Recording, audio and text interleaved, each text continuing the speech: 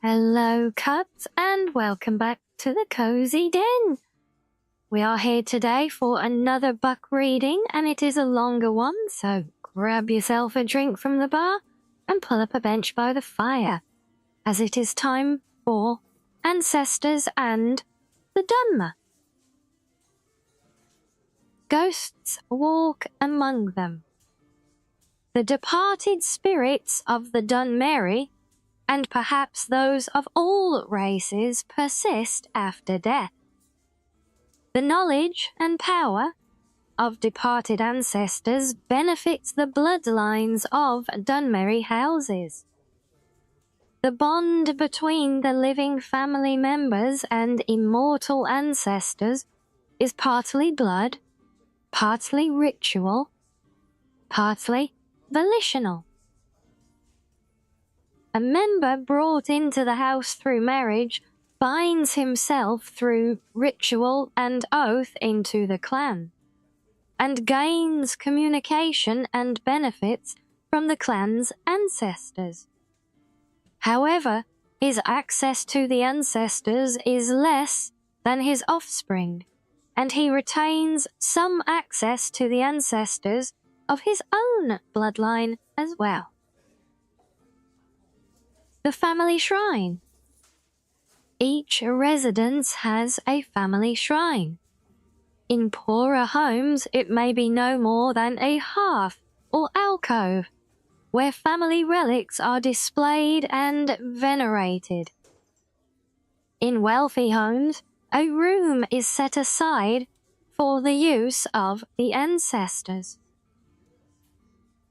This shrine is called the Waiting Door, and represents the door to oblivion.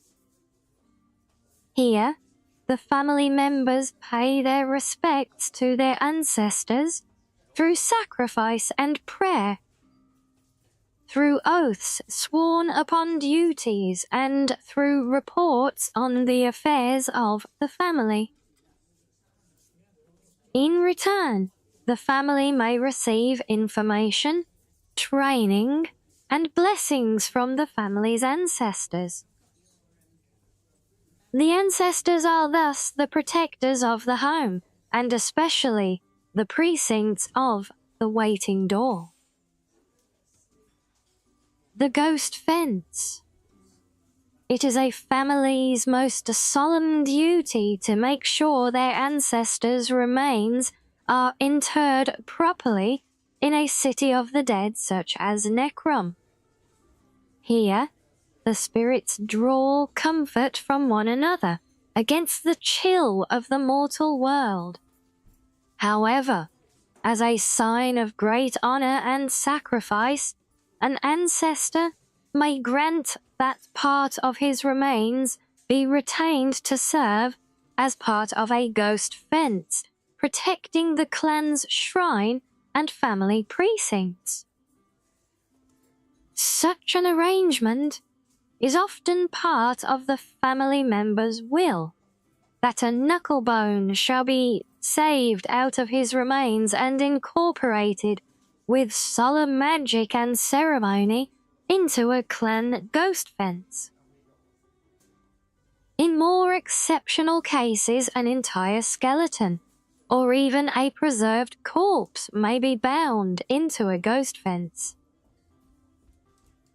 These remains become a beacon and focus for ancestral spirits, and for the spirit of the remains in particular. The more remains used to make a ghost fence, the more powerful the fence is, and the most powerful mortals in life have the most powerful remains. The great ghost fence created by the tribunal to hold back the blight incorporates the bones of many heroes of the temple and of the houses Indaril and Redarum, who dedicated their spirits to the temple and clan as their surrogate families. The ghost fence also contains bones taken from the catacombs of Necrom, and the many battlefields of Morrowind. The mortal chill. Spirits do not like to visit the mortal world, and they do so only out of duty and obligation. Spirits tell us that the other world is more pleasant, or at least more comfortable for spirits than our real world, which is cold, bitter, and full of pain and loss. Mad spirits. Spirits that are forced to remain in our world against their will may become mad spirits or ghosts.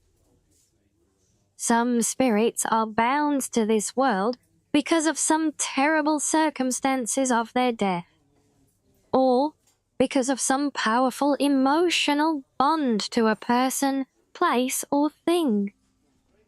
These are called hauntings. Some spirits are captured and bound to enchanted items by wizards.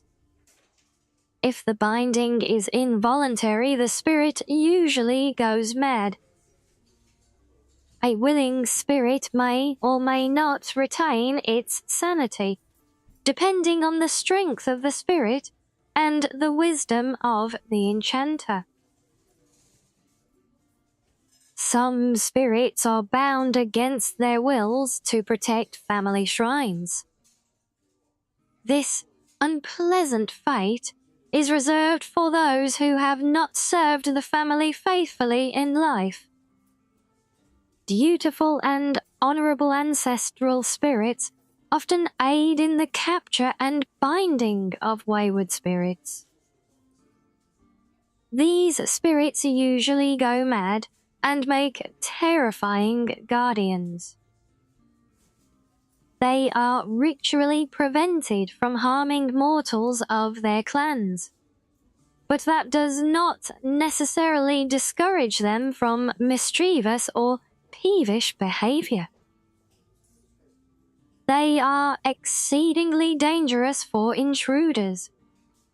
At the same time, if an intruder can penetrate the spirit's madness and play upon the spirit's resentment of his own clan, the angry spirits may be manipulated. Oblivion. The existence of oblivion is acknowledged by all Tamrielic cultures, but there is little agreement on the nature of that other world, other than it is the place where the Aedra and Daedra live, and that communication and travel are possible between this world and oblivion through magic and ritual. The Dunmer do not emphasize the distinction between this world and oblivion, as do the human cultures of Tamriel. They regard our world and the other world as a whole, with many paths from one end to the other, rather than two separate worlds of different natures with distinct borders. This philosophical viewpoint may account for the greater affinity of elves for magic and its practices. Foreign views of Dunmeri ancestor worship and spirit magic. The Altmeri and Bosmeri cultures also venerate their ancestors, but only by respecting the orderly and blissful passage of these spirits from this world to the next. That is, wood elves and high elves believe it is cruel and unnatural to encourage the spirits of the dead to linger in our world. Even more grotesque and repugnant is the display of the bodily remains of the ancestors in ghost fences and ash pits. The presentation of finger bones in a family shrine, for example, is sacrilegious to the Bosmer, who eat their dead. and also barbaric to the Ultima. Further note, who inter their dead. The human cultures of Tamriel are ignorant and fearful of dark elves and their culture, considering them to be inhuman and evil, like orcs and Argonians, but more sophisticated. The human populations of Tamriel associate Dunmer ancestor worship and spirit magic with necromancy. In fact, this association of the Dark Elves with necromancy is at least partly responsible for the dark reputation of Dunmer throughout Tamriel. This is generally an ignorant misconception, for necromancy outside the acceptable clan rituals is a most abhorrent abomination in the eyes of the Dunmer. The Dark Elves would never think of practicing sorcerous necromancy upon any Dark Elf or upon the remains of any elf. However, Dark Elves consider the human and orcish races to be little more than animals. There is no injunction against necromancy upon such remains, or on the remains of any animal, bird, or insect. Imperial policy officially recognizes the practice of Dunmer ancestor veneration and spirit magic as religion, and protects their freedom to pursue such practices so long as they do not threaten the security of the Empire. Privately, most Imperial officials and traders believe Dark Elf ancestor worship and displays of remains are barbaric or even necromantic. Telvanni necromancy. The Telvanni are adept masters of necromancy. They do not, however, practice necromancy upon the remains of Dark Elves. Same Telvanni regard such practices with loathing and righteous anger. They do practice necromancy upon the remains of animals and upon the remains of humans, orcs, and Argonians, who are technically no more than animals in Morrowind. And finally, a note from the publisher of this particular piece of literature, which reads, "This book was written by an unknown scholar as a guide for foreign visitors to Morrowind shortly after the armistice was signed. Many of these practices have since fallen into disfavor. The most obvious changes are those regarding the practice of necromancy and the Great Ghost Fence. Dunmer today regard necromancy upon any of the accepted races as an abomination.